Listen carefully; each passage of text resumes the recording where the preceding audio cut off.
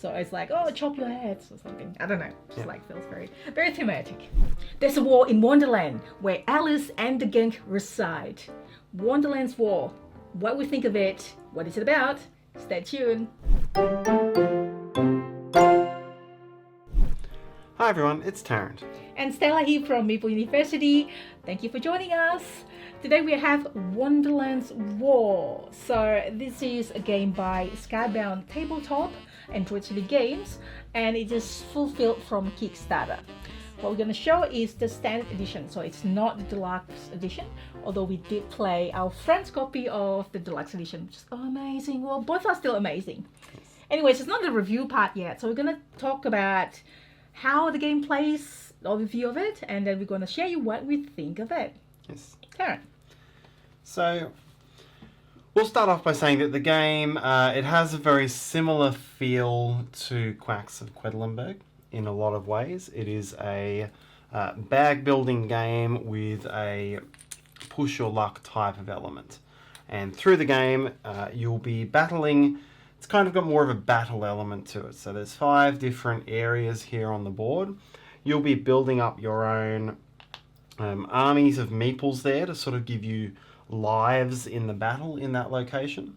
And then at the end of a round, there are 3 rounds, you'll go around and you'll resolve each of the areas. And as you're resolving an area, you'll be drawing these chips out of your bag. They'll each have a strength number and you'll advance along the battle track. As you draw bad tokens, which is the push your luck part of the game, you'll suffer madness and you will lose some of your meeples or lives out of that area. And your aim ultimately is to be the first to 25 or the highest or second highest remaining in a zone once everyone has finished drawing. And so that's you'll be adding new tokens to your bag which have different powers, and there's various different combinations of powers you can use. So in that way you can very much see that Quacks of Quedlinburg type of thing going on. When you win an area, you'll get to build a castle in there, which can give you some end of game points. There's also some in-game points that you can get. Leading up towards all of that is quite a lot of other mechanisms at play. So each of the 3 rounds starts with a card draft. It's one of these circular card drafts, the sort of thing you've got in like Lignum and Heaven and Ale, something like that. So you can advance your piece as far along the track as you want to get whatever card you want. And the card will give you new chips. It'll give you a number of meeples that you can place in an area, and various other benefits. You can go as fast as you want, but each time you make a lap, or each time you get a very powerful card, have I got an example out here? This one here, yeah. A powerful card. You have to roll the shard die, which will give you a number of shards, which are going to be worth negative points or extra bad chips into your bag. Some of the other things that have got going on is there's a big engine build element. So each player has a fairly extensive player board. As I bring in Alice's here.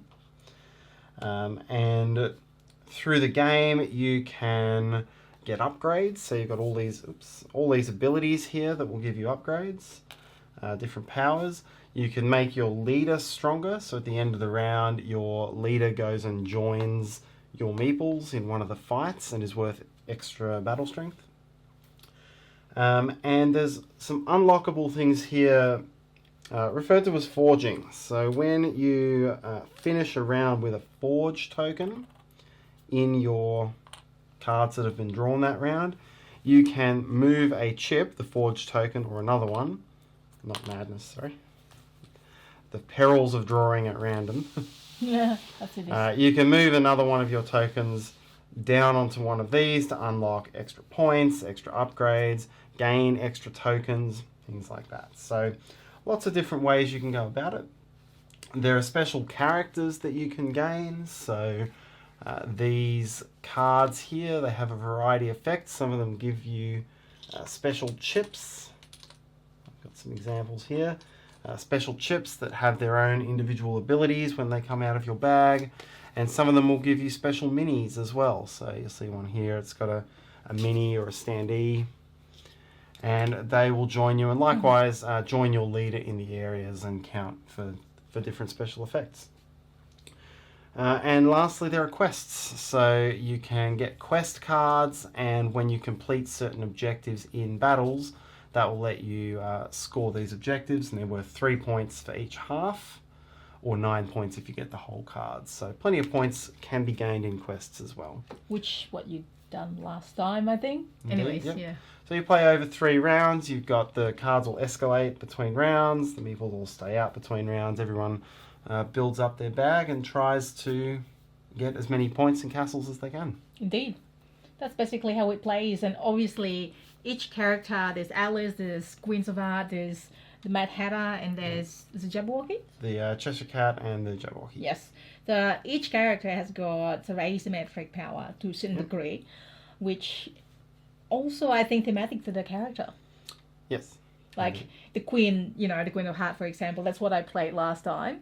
And I had the power of, okay, when this character arrive at a location, then it will, all other opponents, like one of the upgrades, lose one of their meeples. So it's like, oh, chop your heads or something. I don't know. Just feels very, very thematic. Indeed. So that is basically overview. Firstly, can I just start how gorgeous the game is? I mentioned earlier we have just the standard edition. When I say just, well, the deluxe edition, which we played, our friend's copy, has got minis. So all the minis of each characters, even the support character like the Humpty Dumpty and everything else, comes in minis. It's amazing. Like it's unpainted minis, but it's very amazing. And the meeple was thematic meeples as well. Thematic meeples as well. The what do you call it? The castles. The castle looks the same, right? Or is it different? Slightly different. They're all plastic here, but they're different designs in the other game as well. Yeah, and bits and pieces like that. The cheat actually, rather than cardboard that you saw before when you draw it out of the bag, is actually kind of like, what is it, like plastic little chips. Yeah. So, if you're familiar with Quacks of Quedlinburg, some people would do a 3D print and then cover the chips. You don't have to do that with a thick plastic thing. But the artwork's still the same. Like even the standees, I mean, you don't want to play with the minis, then you play the standees. It's gorgeous. So I do like the art style. It's There's very nice amazing. pictures in here. I believe one of the artists, or if it's not the main artist, is Manny, which actually designed dice thrones. Yes. You can see a little bit of that in the art direction, I think. That's actually correct. It's really cute. It's really amazing. The board pops up. Nothing is designed. Nothing is compensated in gameplay in replace of the design. So everything is smooth playing. And the gameplay, I'll let you start with the gameplay. Yeah, I enjoyed the game overall. Certainly, when I first sat down and heard the rules, it was very easy to pass the game off as just like battle quacks. The sort of thing, it all kind of felt done. But there's plenty going on, and there's plenty of different options. And it is true. A couple of the things I've seen. You mentioned before I played a game where I went heavily into quests. I didn't really try to win very many of the battles. I tried to get a couple of victories in battles as it went on, but basically I had 6 quests and I was trying to get them all done for like that would have been 54 points, and it would have been enough to come very close. And then just a couple of things didn't quite go my way, and I fell slightly short. But it was fascinating playing that sort of game because the quests, like some of the quests are about finishing on specific numbers low down on the battle track. So you've got to enter the battle and you've got to do a little bit, but you don't have to win the battle. Try to win the battle, and you don't have to load up to win the battle, which lets you focus on other things. So I liked having that different option, and the fact that the game came really close at the end, is always good. Oh yeah. These upgrades as well. We played a game where one of our opponents went really heavily onto these forge upgrades, and got all these extra chits out and got all the upgrades you could get here, but had taken so many good chips out of the bag that it diluted what was left in his bag, and he ended up getting madness constantly and just lost. I don't think he came dead last, but he was just losing battles left, right, and centre in the final round because he'd gone too heavily on this and not compensated with chips. And so it was very interesting to see all those different strategies come together in what was quite a close game. So yeah, it's definitely like, it's not just one level up in complexity from Quacks. It has that core mechanic, but then there's lots of different things going on and lots of things you need to understand to play the game effectively. So yeah, it worked very well. It had good interaction between the players with these 5 battlegrounds.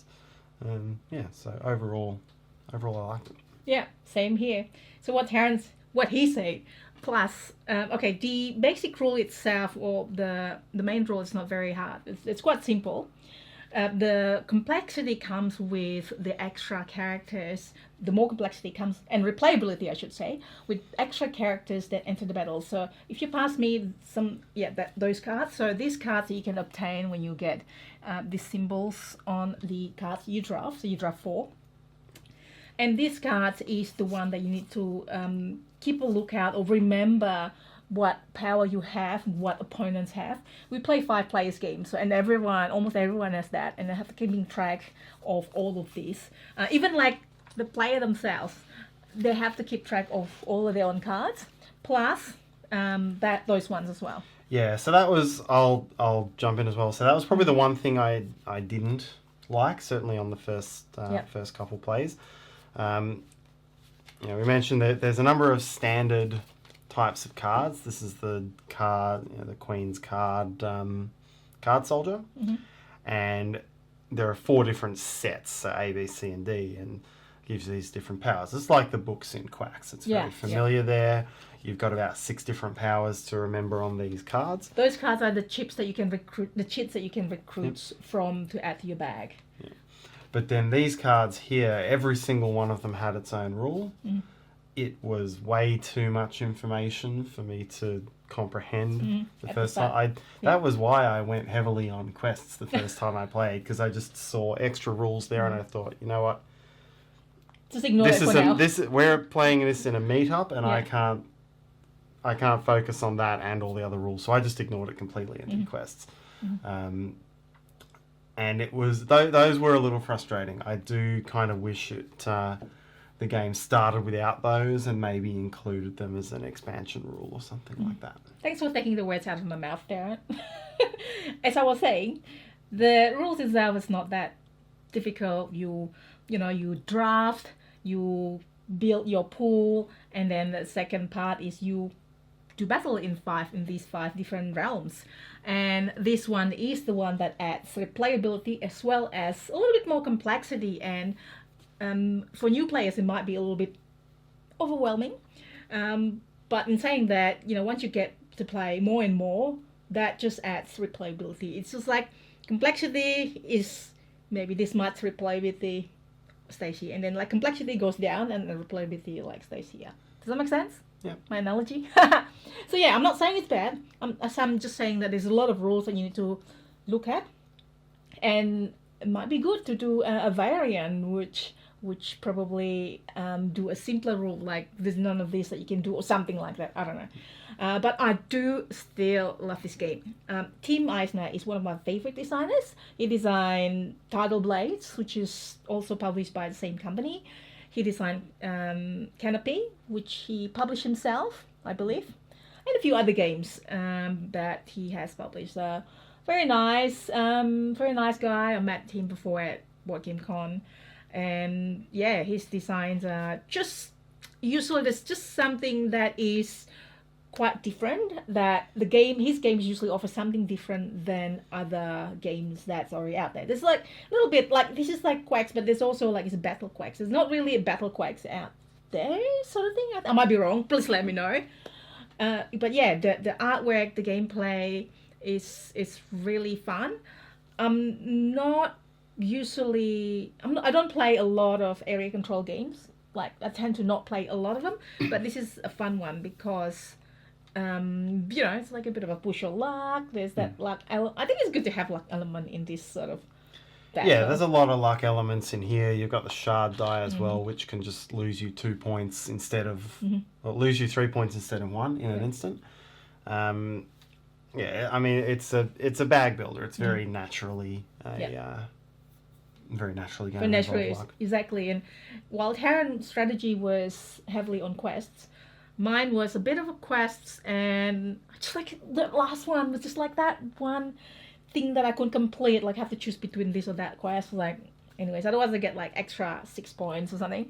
Anyways, the quests, your strategy, mine was a little bit of quest and a little bit of winning at the third round, because you see here the first round, because the game goes for 3 rounds, first round, second round, third round. So the third one, you can see some of them it's giving you like a lot more points, like here. And as Tarrant picked up that card, I also remember there's also a bet mechanic.